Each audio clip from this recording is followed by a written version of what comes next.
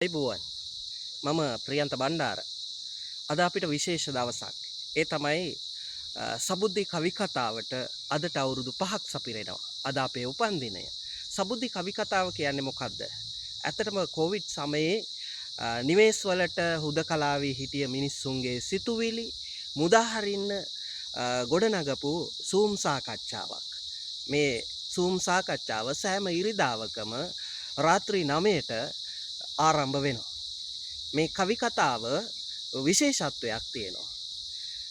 ලංකාවේ සතර දිබ්බාගේම සිටින කවි කිවිඳියන් එක්කාසු කොටගෙන ඒ වගේම ලාංකීය කවිකෙත ආස්වාදන්නට අංකුර කවීන්ගේ කවිත්වය දළුලන්නට ඉඩහසර වෙන් කරපු සූම් සාකච්ඡාවක්.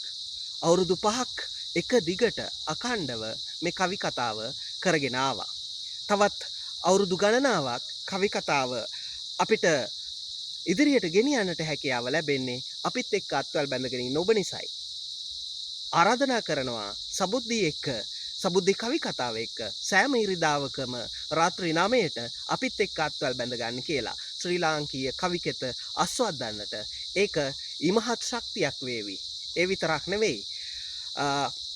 ස්ත්‍රී පුරුෂ සමාජ භාවය පිළිබඳව පරේක්ෂකයෙක් විදිහට අපිට පේනවා කවිකෙත ආස්වාදන්නටත් ගැහැණු පිරිමි හරියට දැන් පෙරමුණ අරගෙන ඉන්නවා කියන එක.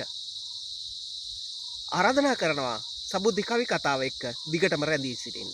අයිබෝවන්.